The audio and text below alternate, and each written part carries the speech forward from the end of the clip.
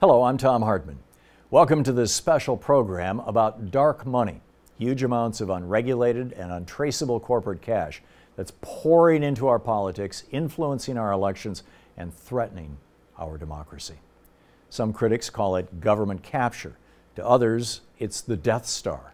But most agree that solving the dark money problem is key to moving forward on a host of other pressing issues. What are the best ways to combat Citizens United, that disastrous 2010 Supreme Court decision that opened the floodgates for corporations to spend unlimited amounts? Are corporations really people? Is money the same as free speech? In the coming hour, we'll discuss tactics, strategies, and possible solutions on local, state, and national levels to the plague of dark money. We'll talk with Susan Lerner, Executive Director of Common Cause New York, Rachel Curley from Public Citizens Congress Watch Division, and Kaitlin Sopoci-Belknap, National Director of the Move to Amend Coalition. This joint production of Free Speech TV and the Manhattan Neighborhood Network is coming to you from El Barrio Firehouse Studio in East Harlem, New York.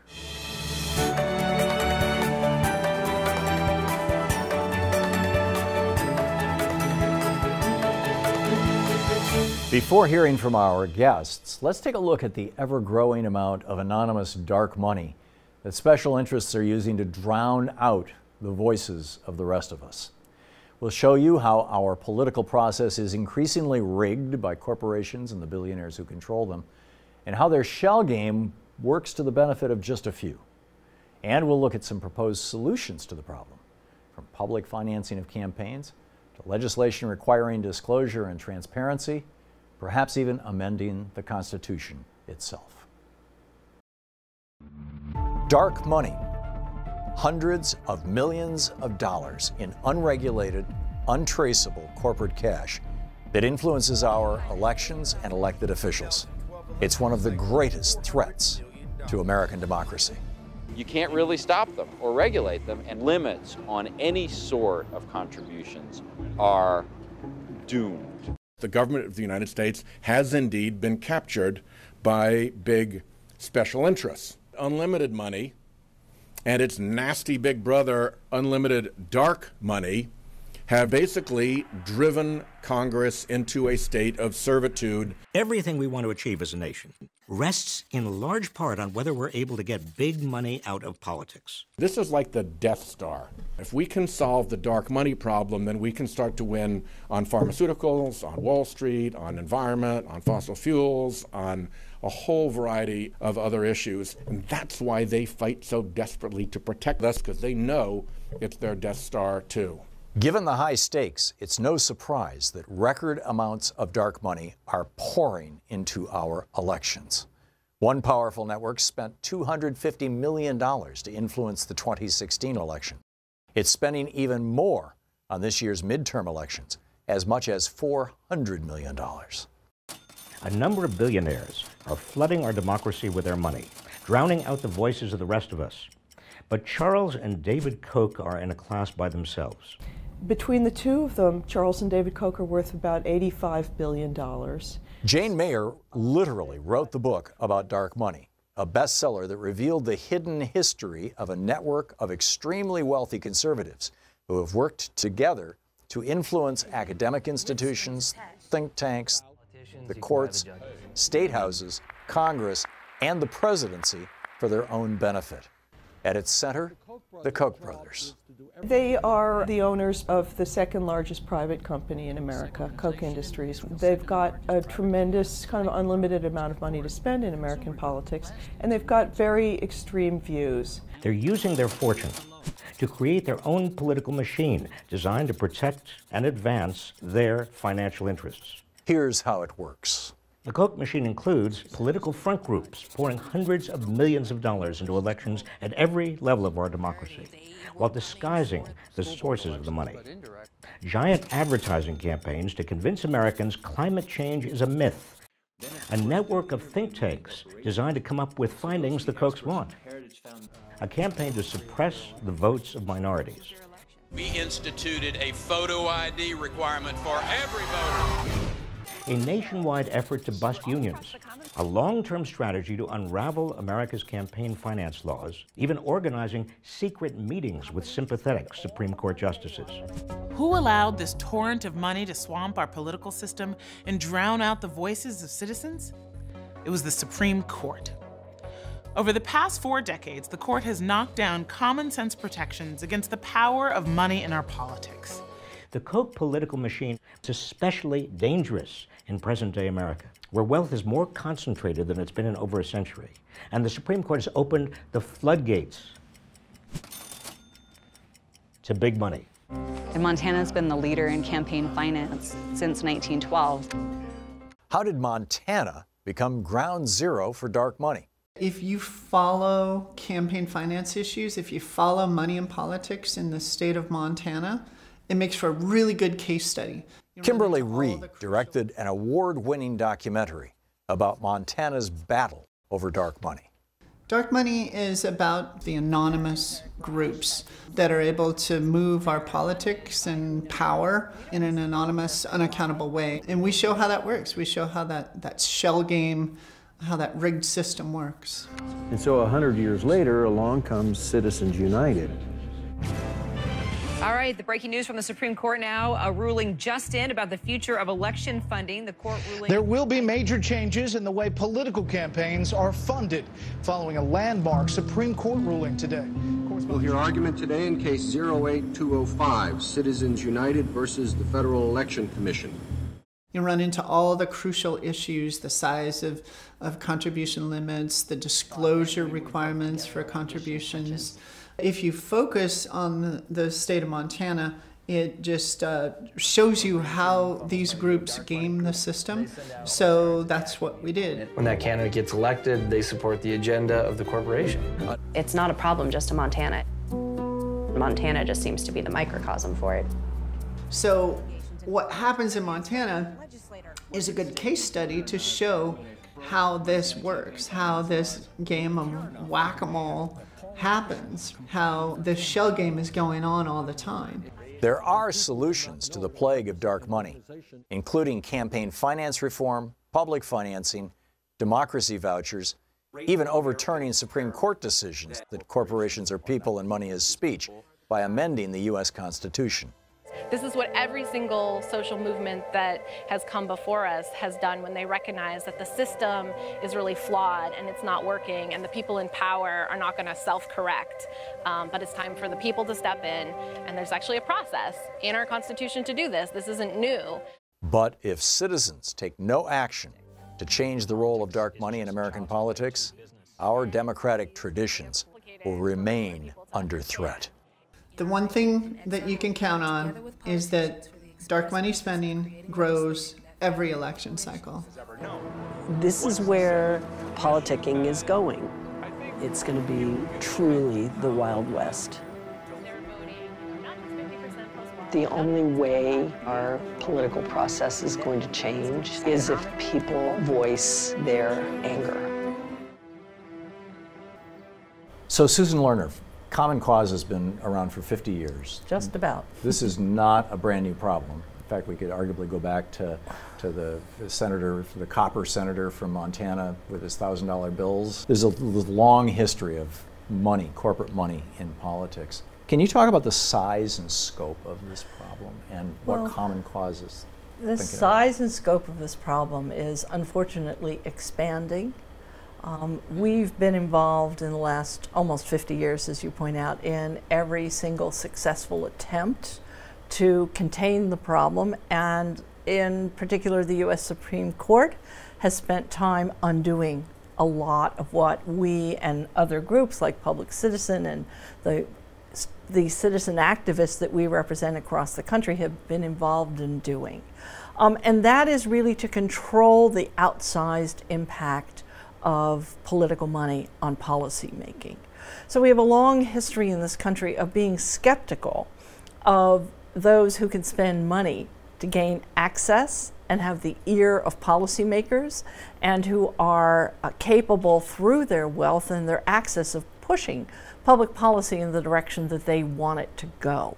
And the public is rightfully suspicious of that and wants to have it contained. So there's a dynamic tension in our system between the right of free speech and a desire actually to ensure that public policy is based on rational, objective facts and not who can buy the biggest megaphone. And so we've been involved in setting up laws that would restrict the amount of money which a candidate could spend. Well, that was done away with by the Supreme Court. We've worked hard to get campaign contribution limits so that no one really wealthy person would have an opportunity to buy access and the ear and the policy that they want. Well, that was interfered with by the Supreme Court. And, you know, we've been actively involved in helping to inform the public with the idea that if you at least know who's trying to buy access and more speech, then you can be more skeptical about the positions that they're taking. That is also difficult to do in the current state of the law. So what we have is a situation where we've been working along with interested members of the public, which now number in the millions, to try and be sure that our system of checks and balances actually works and that the people's voice isn't overspoken and drowned out by wealthy special interests. And right now, with a very conservative court, the court and unfortunately one very retrogressive political party is doing everything they can to undercut that public will to control the outsized influence of money in politics. And it's gotten really bad because U.S. Supreme Court decisions have encouraged secret spending. And that becomes very, very pernicious because it's very hard for candidates to defend against literally limitless amounts of money coming from secret sources. Now we've had moments in our past, Susan, where it's kind of awakened people to what's going on. Krista Freeland's book, Plutocrats, I believe is the book, starts with the story of a giant party here in the late 19th century in New York City that basically brought the wrath of the common person down on the plutocrats. There was the Copper King that I was talking about earlier, who stood outside the chamber and said, anybody who votes for me gets a $1,000 bill, passed them out, was sent to the U.S. Senate. Right, the Senate refused. Standard Oil, right? Yeah. Comes from the Gilded Age as well, right. In the sense that they're bought. Right, but the Senate refused to seat him when he came to Washington, D.C., and that created a kind of political explosion. And arguably these things together led to the Tillman Act in 1907 or 1909. Right, and yeah, the restriction on corporate treasury money and then later union treasury money being used for political contributions with the idea that political actors in our system ought to be natural persons. Right, so the question in the context of that setup is, you named a number of different things that you're working on.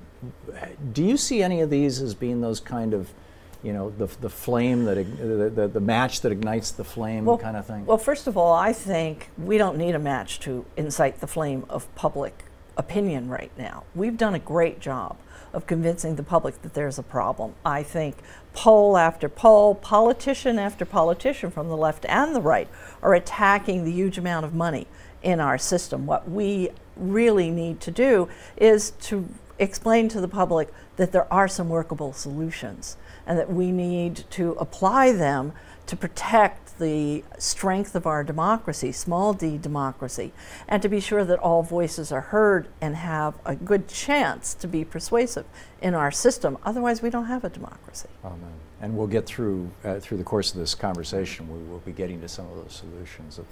It's a great setup. Thank you. Rachel, you're with Public Citizen. Public Citizen is not only doing advocacy work, you're also assisting other organizations to do that. What kind of resources are you bringing to the table, and what do you see? And feel free to respond or add to, you know, all the things that Susan was talking about. Yeah, so much great stuff to respond to, Susan.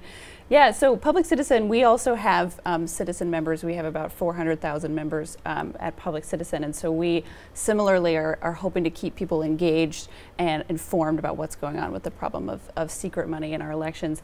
We also work with sort of a unique constituency, which is investors and securities experts who are actually concerned about particularly the problem of corporate money and how companies are taking advantage of these loopholes to be spending money, sort of circumventing the traditional rules to spend that money in our elections, and thinking about ways that we can work to constrain that or to bring it, really more importantly, to bring it into the light.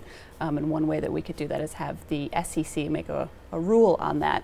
But I also think to Susan's point about sort of igniting this flame, I think to be honest, the Trump administration has really shown what happens when a government is captured by these corporate interests. I think folks see the, what is it now, 16 investigations against Scott Pruitt and say, oh, I get it. All right, this is what happens when you have somebody who is solely beholden to industry in a cabinet position. But ironically, in the administration of a so-called populist who ran against big money, yes, right, sure. which is what is always most kerfuffling about our current situation. Yeah, right. He was like, I'm going to raise my own taxes, you know, it's going to be tough for us billionaires. Right, exactly. Nobody can buy me because I'm already rich already, and I'm going to drain the swamp, and instead he comes in and the people he puts in are the Scott Pruitts of the world. It is so swampy. So you were talking about the public citizen and your role in this.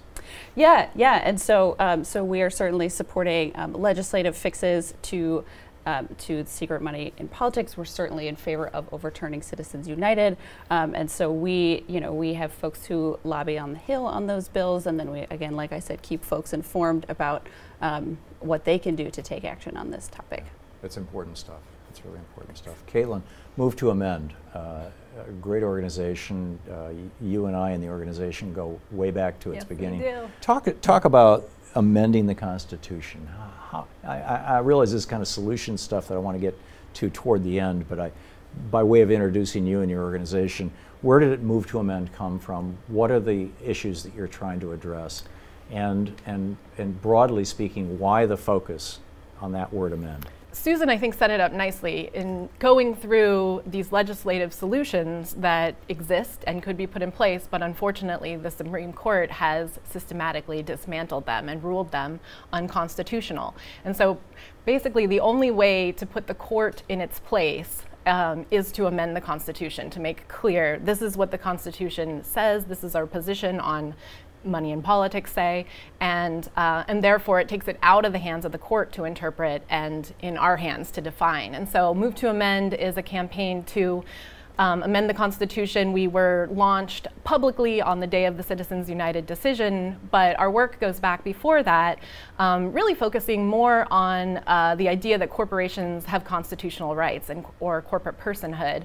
And so our amendment, the We the People amendment, is a solution that would kind of, for once and for all, address the two underlying doctrines that made Citizens United possible, that were both concocted by corporate lawyers and the Supreme Court together. The idea that corporations have constitutional rights and the idea that money is, spending money in politics is protected by the First Amendment and part of the First Amendment. And so we see those two pieces as essential. If we're going to amend the Constitution, we should do it in the most systemic way possible, the most lasting solution that gets us the best platform on which to build these legislative solutions that already exist, that many other countries use, or that we've already had in place in this country at the federal level or at the state level, but that the court has said are out of bounds of our ability to implement as long as corporations have constitutional rights and money is speech. And so that's why we have to roll back those two doctrines and make clear that the Constitution is meant to protect human rights for people. Corporations should have rights and protections under the law, but those should come through the legislative process.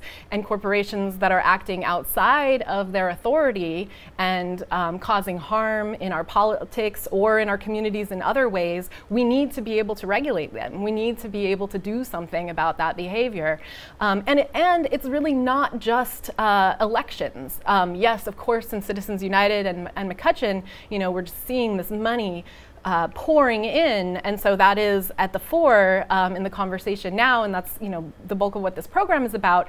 But the reality is that corporations are influencing our politics in other ways too. When communities or states, and in the case of Citizens United, the federal government passes legislation meant to protect the public in some way, not just in the electoral realm, but say the environment or workers or just communities' ability to define themselves, we see time and again corporations sue those communities or those states and make the argument that those laws are violating their constitutional rights in some way, not just their First Amendment rights, but their 14th Amendment rights or their Fourth Amendment rights.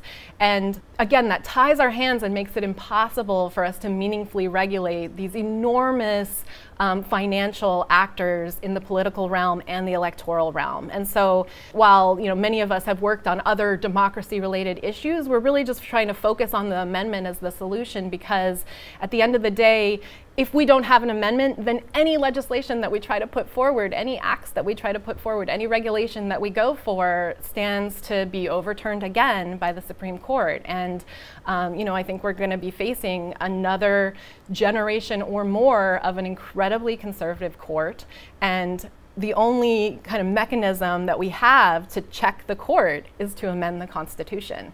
And so I think that it's very clear that at this point that it's gone out of control and we need to rein it back in, and the only way to do that is through an amendment. And the basic concepts that we're talking about in these amendments are incredibly popular with the public. I mean, they pull off the charts. When you ask voters, if you ask citizens, do you feel that corporations have constitutional rights? The idea is farcical to most people.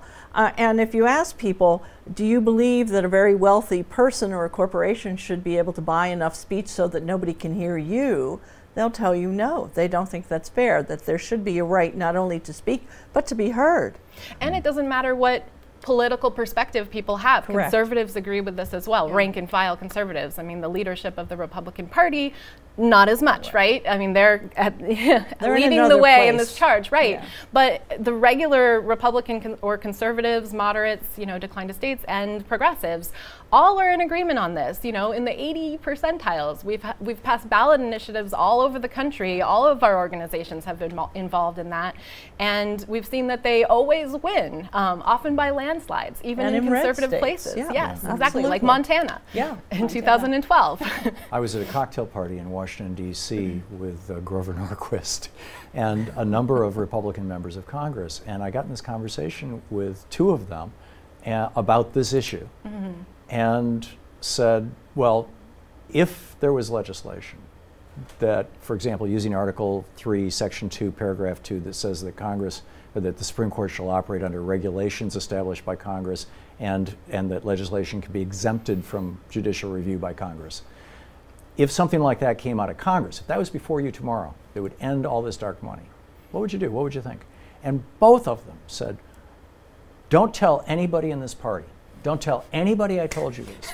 But I would vote for that tomorrow morning, because the worst part of my job is spending 5 hours a day on the damn phone begging for money. Yeah, I think there's a lot of Congress people who in private places would admit that. It'd be nice if they would vote accordingly and support these movements in that Well, case, they don't have a piece of legislation. Right, we need to, well, there's a movement in Congress. That's actually not true. There's plenty of legislation. That's just that they are unable politically or for their own self-interest financially to actually stand up on their hind legs and do what their constituents want. That's the problem with the system right now. It is self-perpetuating in a particularly negative and damaging way that really undercuts people's faith in a representational government. Rachel, do you think that it's that these politicians are afraid to defy the people who essentially own them, who owe their political careers to them? Yeah, I think the threat of a dark money challenge to a politician is incredible. I think if they, if someone from an industry or a special interest comes to them and says, hey, if you're going to vote on that bill, we've got resources that we can apply to your next campaign, that's very threatening and absolutely would make someone fall in line. And clearly corrupting, contrary to the nonsense that you see behind the non-logic behind the Citizens United decision. Well, in a way, that's the beauty of this issue, though, too, and why everyone agrees, because it's actually just common sense. The two principles are such common sense. One, obviously corporations are not people, and two, obviously spending millions of dollars to influence an election means that there's going to be a payoff and that there is corruption.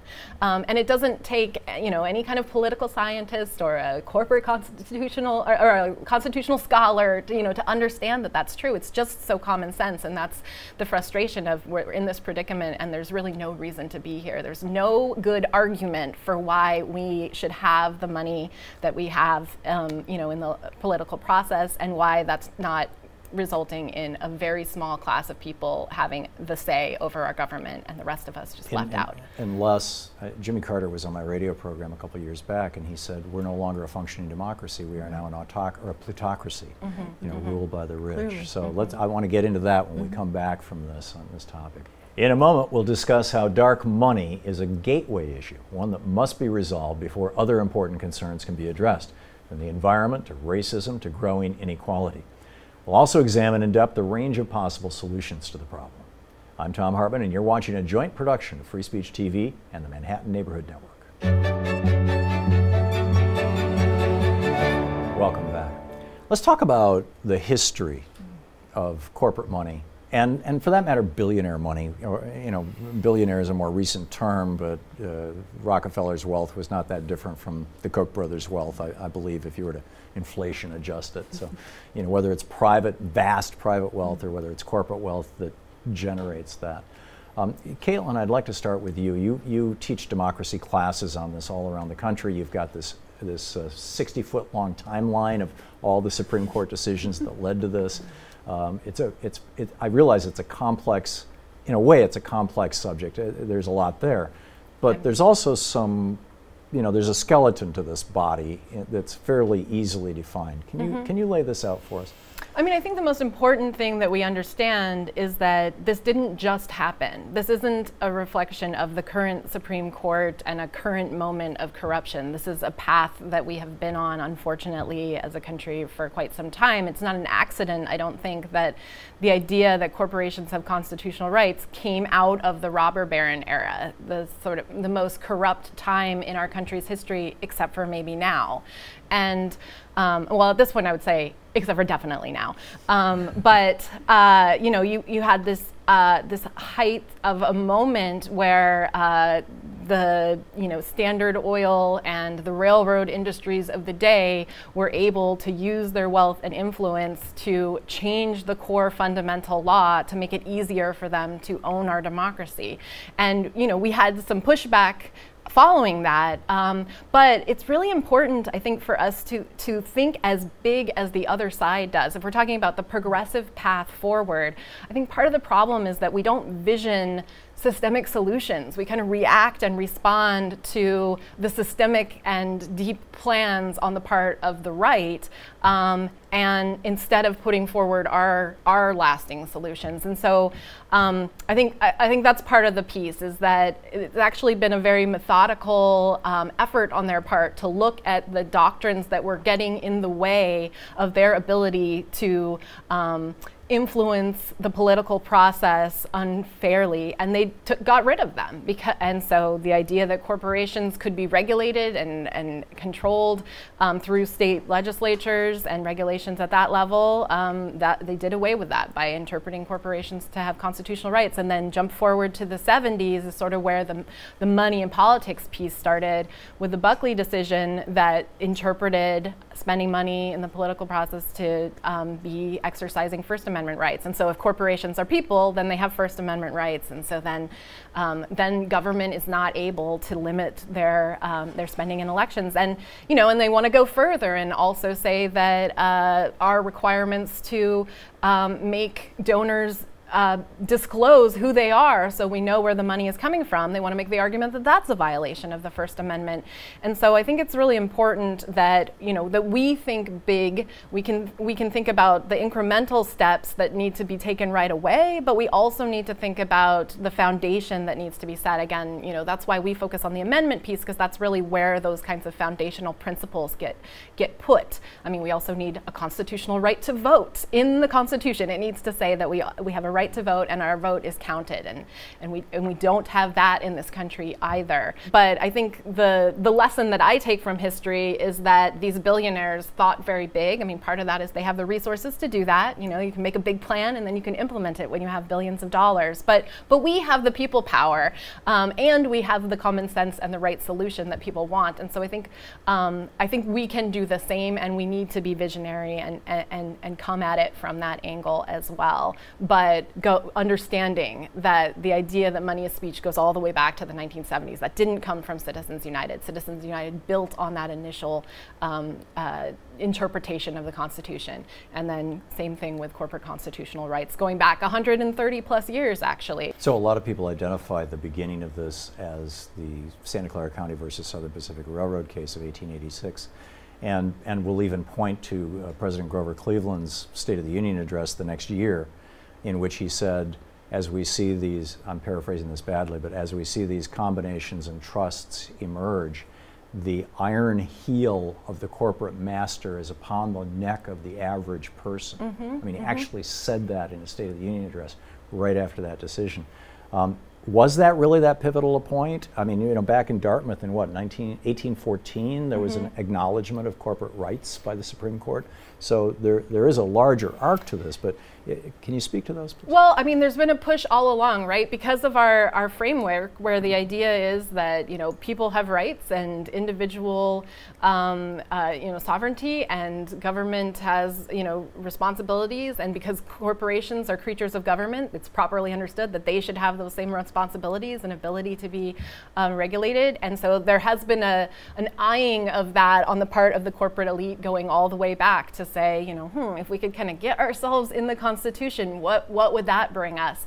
But also, I just want to point out that 1886, you know, that's also the year of the Haymarket Massacre. The, you know, Das Kapital was published for the first time in English. I mean, the populist movement was going strong in this country, putting forward all kinds of regulations on corporations at the state level and amending state constitutions to try and put them back in the box. And so you had a tremendous moment of upheaval in those late 1800s, and literally in that year, you know, I think similar to right now, the country was in crisis, and unfortunately, I think that case and that moment was sort of the beginning of, not the end, because we've had other moments where we kind of pushed back, but this is a pendulum, and what it shows too is that when it goes too far afield, you know, there does become this need to correct, and we are certainly, you know, well past that point, and that's why, again, I think it's important that we think visionary and big, and I think people are ready for that, because they are it's the same as in the moment in the late 1800s where the robber barons and the, you know, railroad industry was just had people, you know, with their boots on their neck, and you could have a presidential candidate say that, and that would resonate. Well, it's sort of what Donald Trump. That's right. Right. Yes. That's exactly yes. Well, right. and he appealed to that. Right, and he did. And unfortunately, you know, I think on the left we didn't in the same way. And so we have to recognize that people are frustrated and upset, and for very good reason. And we need to make sure that who is responsible for what the problem that we're in is directed. And that's why it's so important that we understand the Kochs and the huge influence that they have, you know, and the what shady behind the scenes. Are, which is basically to ensure that the majority never gets to rule. Right. Well, and what's interesting about the Koch brothers, well, lots is interesting about the Koch brothers, but in a negative kind in a negative way. Yeah, don't get too excited. Bad. Right. Professor Nancy McLean has a new book out, Democracy in Chains, where she talks about, she discovered a treasure trove of information about the type of economic policy that they have built their machine around. And one thing that she talks about is so important is understanding that they know their ideas are not popular. Mm-hmm. They know that they have to go underground and in the shadows in order to rig the rules. And I find that very inspirational when I think about what we can say to folks who are worried about this problem. Right. We actually have incredible ideas, and we have the ideas that people in general are in favor of. One person, one vote. You know, corporations are a piece of paper. They're not people. And the Koch brothers know that, which is why they've hidden their influence in the shadows. The really corrosive impact of dark money and how it has definitely been I think one of their goals is to be able to spend huge amounts of money to influence public opinion sometimes at the very most local level, school board elections, municipal elections, and how to have people understand who it is who is coming from outside trying to influence their lives. With huge amounts of money and a blind adherence to an extraordinary, narrow and corrosive philosophy that they always know better and none of us should really have a say. And that's what's really fascinating about Nancy's book, is that it really gives us a framework for what seems to be all of these abstract and scattershot things that are happening, because they're all in the service of a philosophy that says the elite who have all of the money know best, no one should interfere with them or their ability to make more money, and for sure we shouldn't have to listen to all of those unwashed masses who think that they should have a say. And the dark money aspect feeds very, very directly into that, because when people do know where the money is coming from, they get upset. They do not like the idea that somebody is coming in, I think, to Lexington, Kentucky, with huge amounts, multiple millions, money that just had not been seen in municipal elections, to tell the Kentuckians, the Lexonians, who they should vote for. And there is a pushback once people know who's trying to take over their school board, who's trying to elect a particular mayor or people on the city council who have no skin in the game, no local presence whatsoever, but just a philosophy that says, we know better than everybody else and we're going to use our money to step on you. Yeah. Well, and unfortunately, I think that we think of that Koch and billionaire attitude as not being American, but unfortunately, many of our founders held that same belief, that the rest, the rabble, the masses at the gate, the mob at the gate, that's what democracy is. And so I think that's one of the things too that we need to grapple with as a country, that a lot of this is the legacy of beginning a country rooted in slavery and genocide and stealing property from the people who are here, turning human beings into property. And so it's not an accident that we end up in a situation where corporations, which are property, have more rights than the rest of us. And the other piece too, I just want to add in, is that, yes, the money, it shows time and time again that public opinion can be swayed by false advertising, and that's a huge problem with the dark money. But they also have systematically dismantled access to vote, and the gutting of the Voting Rights Act by the Supreme Court 5 years ago is a huge part of the problem as well, because I think we can't give the idea that the problem is just that the public, is just sort of like beholden to whatever they see in the media and they'll just do whatever. A lot of it is that people who know better are not given access, And then of course we also don't often have candidates that make people excited to turn out and vote. Right. So all of these things go together and they understand all of that and use all of that against us. Right, and push it relentlessly. But there are still some parts of the country like New York where we don't have any of the election reforms, our allegedly progressive state. And we have some of the most lax campaign contribution limits in the entire country. And that combination is extraordinarily toxic. And what you see is a situation where we are close to the bottom in terms of voter turnout, because people get discouraged. They look at the situation. It's also very difficult to vote in New York. It's extremely difficult to register and vote. And good luck figuring out when our primary elections are, because they change all the time. We're the only state which has that has 2 primaries, because we can't figure out how to hold our congressional primary at the same time as our state legislative primary. So we pay double, and we confuse everybody, and we depress turnout, and incumbents like that. Yeah, well, that's the whole point. Yeah. I think, Rachel, your organization has been around for roughly 50 years. You've seen the ebb and flow, not you personally, but I am a millennial. the ebb and flow of this in the context of politics. And, FDR famously said, they hate me and I welcome their hatred. And he said, these economic royalists hate me. He was speaking directly about the billionaire class. Al Fromm wrote a book in 90, I think it was, about how he had put together this DLC thing that because Reagan had wiped out the unions and a funding source for the Democratic Party, that they were going to go to the clean industries, to the banks and the insurance companies and the pharmaceutical companies and start getting their money from them. And so we've seen this kind of corruption of both parties.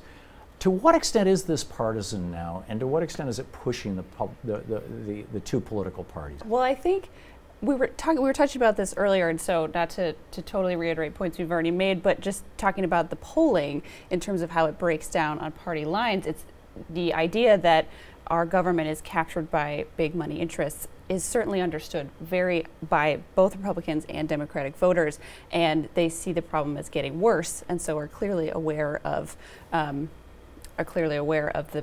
significant impact of this problem.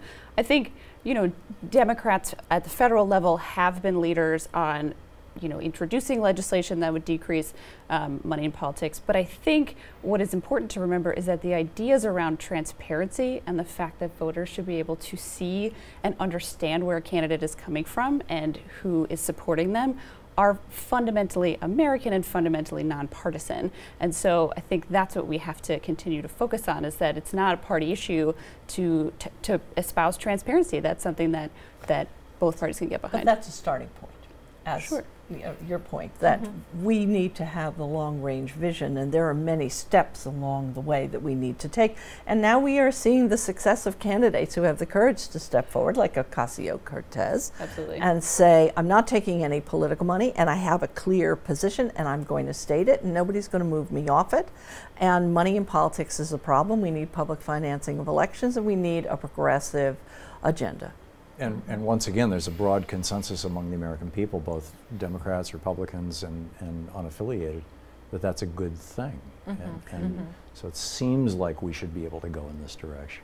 We'll see how this goes. We'll be back in a moment to discuss the implications of dark money for the coming midterms. We'll also highlight some candidates who are taking the lead by refusing all corporate donations. What are some actions you can take to support them? What is the best path forward for progressives as we approach the crucial midterm elections? I'm Thom Hartman, and you're watching a joint production of Free Speech TV and the Manhattan Neighborhood Network. Please stay with us. Welcome back. Let's talk solutions. Yes. There's a wide variety of solutions. Kaitlin has spoken rather eloquently to amending the Constitution. I would like to get into a conversation about the debate that's happening on the left about whether the appropriate way to do that is to hold a Constitutional Convention, open the whole thing up, let's rewrite it, which, by the way, the Koch brothers are pushing for, versus another path. We also have the idea of democracy vouchers. There's the idea of public financing of campaigns, and no doubt there are others. Susan, you want to start with this? Sure. I mean, while we work towards this essential and aspirational goal, there are a lot of things that we can be doing along the way. You've touched on some of them. I'd like to go back to disclosure. We really need to deal with disclosure of online communications. We need to have better controls and transparency regarding social media advertising, and we should not be relying on Facebook to decide what that's going to look like. We absolutely need to have legislation along those lines.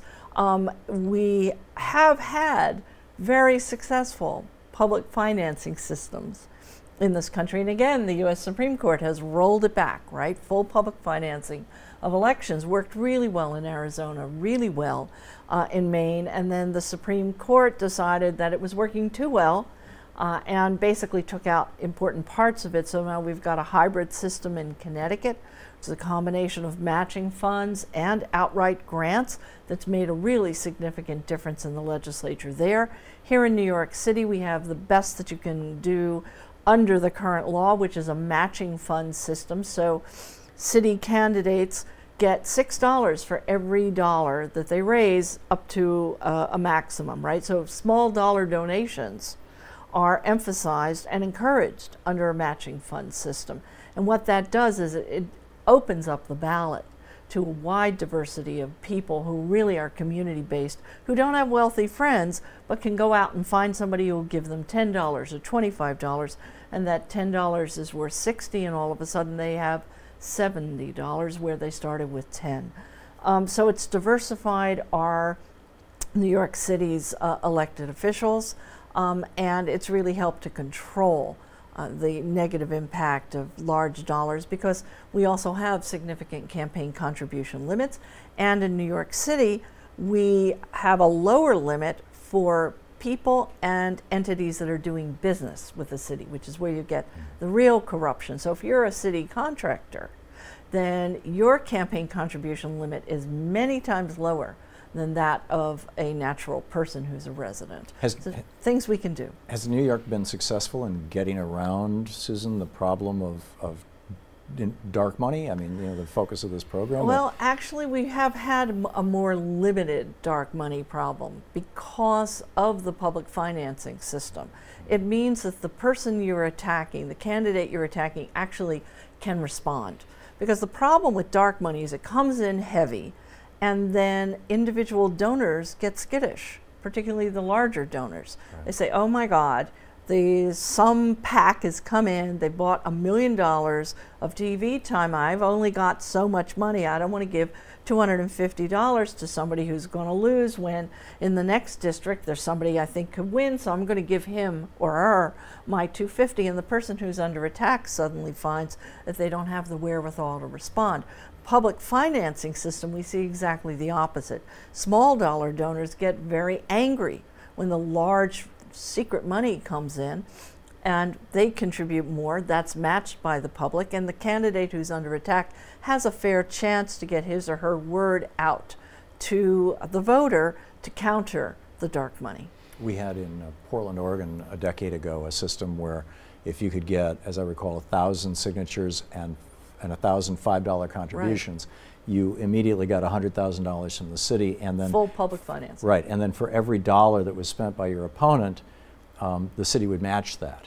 And the way it worked in the first election that happened, and I was living there at the time, was that the good guy, the Democrat, and not to say that all Democrats are good guys, right, and all good guys are Democrats, but nonetheless, he was a good guy.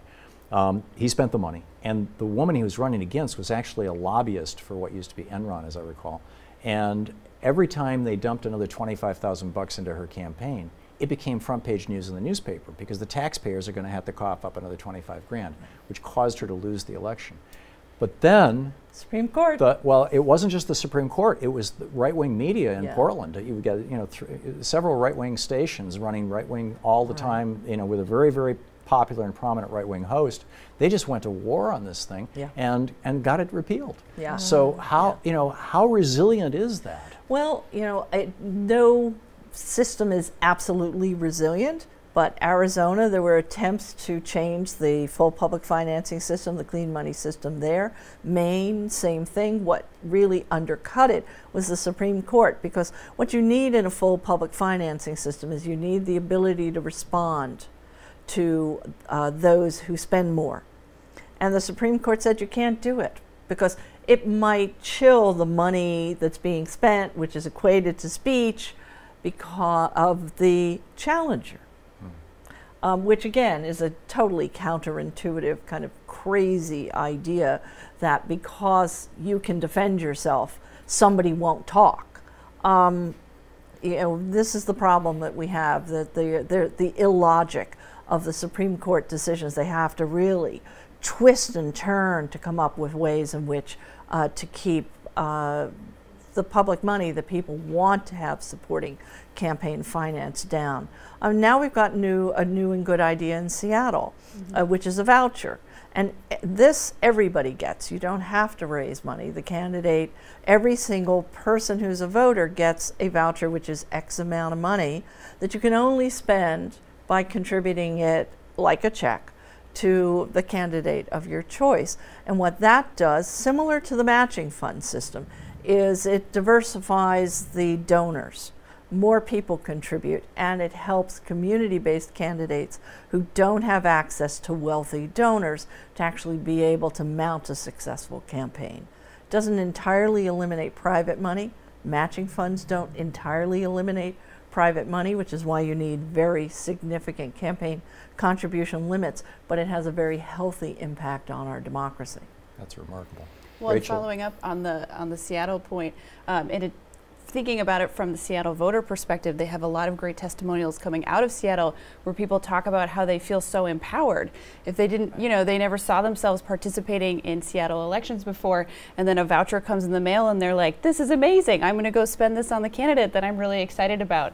And so it does, of course, allow for more diversity in the candidates, but then also allows for increased participation and empowerment for the voters as well. So Seattle's a really exciting place right now. And we'd like to see a match. We'd like to see a melding of that system in New York City, because what we hear from candidates who come from poor neighborhoods, from low-income neighborhoods, is that they feel guilty going out and asking people for $5 or $10 when they know how difficult things are for some of their constituents. Well, you can get over that if what you're getting is a voucher. Right. And then you can be sure that your support is coming from your constituents, which we think is actually the healthiest kind of support. Rachel, what are the things that you and your organization are the most excited about? So one piece, I think, you know, we've talked a lot about the constitutional amendment, which of course is going to, you know, be one of the most significant ways in tackling dark money. But one place that Public Citizen is focusing on a lot, and I think I've mentioned this before, is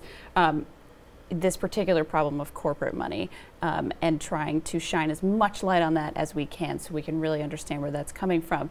And so it seems a little in the weeds, but we're looking at all the agencies that have the ability to do something about that, and the Securities and Exchange Commission is one. That's the agency that regulates public companies. And the SEC could require companies to disclose this information. They could just put that in their proxy statement. And so that's one area that we've been focusing, again, as an attempt to get at least shining as much light as we can on the problem of dark money where we can. This is the Securities and Exchange Commission. Correct. To what extent are they subject to or suffering from what's referred to as regulatory capture? Yeah, well, so... And maybe you want to explain what that means. Sure. Well, so that means that, you know, the agency is also beholden to special corporate interests. In the case of the SEC, we've actually seen interference from Congress, which is particularly frustrating. So members of Congress, and we don't know who, have inserted a provision into the must-pass spending bill. So this is the bill that must be passed by Congress every year.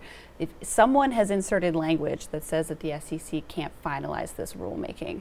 So someone has been paying attention to the fact that the SEC could require companies to disclose. They could shine light on at least a portion of this dark money, and they've gone and again tried to rig the system using Congress as an option. Because if shareholders actually knew what their money was being spent on, they could push back. It's very ironic. All of these people who are about the marketplace and capitalism is so great, and the shareholders, you know, are the owners of the company. Well, don't give them the information they need to actually protect their investment.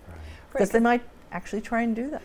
Well, because if a company is spending in politics, in theory, towards the advancement of the bottom line, why wouldn't they share that information with their shareholders? And that's the key question. And to your point, shareholders actually have been asking public companies to disclose their political spending for about a decade, and they've been doing that sort of at the company, at the individual level, filing shareholder resolutions, and have seen a lot of success. I will say about half of the S&P 100 are disclosing their political activities. So what I will say in terms of what folks who are watching can think about doing is keeping up pressure on public companies to be honest about their political spending. We've seen instances where it's come forth that a company has been doing something, shall we call it a bit shady. We might refer to the instance of AT&T and the payments from Trump's personal lawyer, Michael Cohen, and that created a huge backlash in the press for AT&T. And so companies, I think right now, are particularly sensitive to how they're being perceived, and this seems like a really key moment for the public to continue to ask them for this information and push them to be honest. And then there's the giant axe, right? The giant tractor that can plow through all of this, which is just saying to the Supreme Court, sorry guys, we're changing the rules of the game. We're going to amend the Constitution. We're not changing the rules of the game. We're clarifying yes, what the that's Constitution Thank you very much. Holds. Thank you very much. They are the ones who've changed the rules. They've changed the rules. We aren't looking to Bless you. change. Thank you for that. There's a debate about this. Larry Lessig and I got into this back 7 or 8 years ago here in New York, and I don't think he's talked to me since then. what do you think are the best ways to accomplish this? Well, let me just back up for 1 second to say that from Move to Amend's perspective, because viewers out there might be thinking like, amend the Constitution, that seems so hard, you know, especially it's sort of a chicken and egg problem, right? With all the dark money, how can we possibly make these kinds of changes? And so our perspective is we need to build a movement. The only way that we're going to be able to force Congress to act or have a successful constitutional convention, should that be what ultimately is necessary, is to build a movement. And so just a couple things on the movement building front for moving the amendment forward that people can do. You know, this year, election year, it's very important that we get all of the candidates to pledge to amend.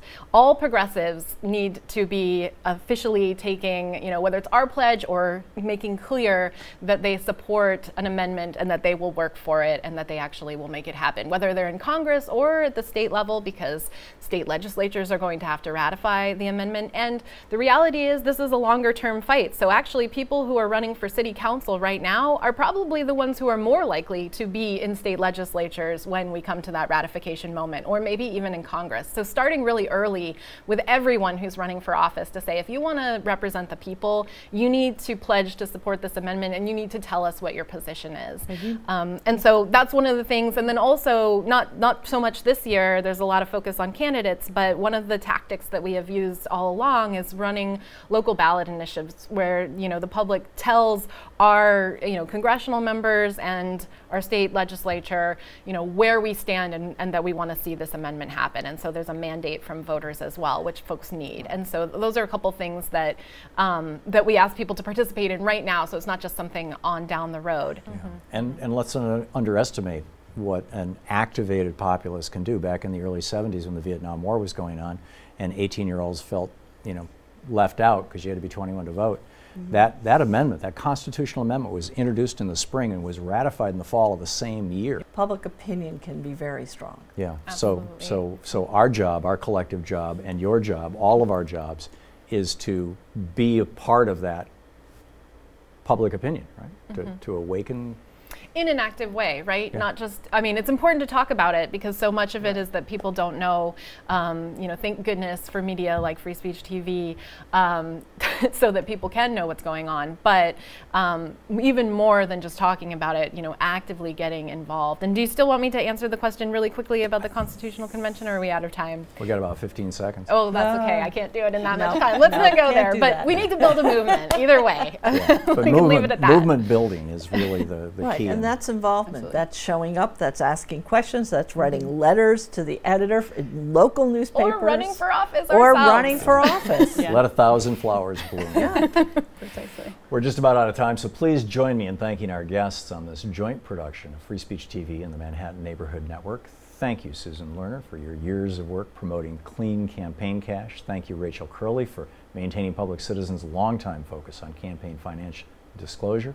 And thank you, Kaitlin Sopoci-Belknap, for moving to amend our Constitution to establish that money is not speech and that human beings, not corporations, are the actual persons entitled to constitutional rights. From the Manhattan Neighborhood Network's El Barrio Firehouse Studio in East Harlem, New York, I'm Thom Hartman. Thank you for watching this edition of our series, Elections 2018, The Progressive Path Forward.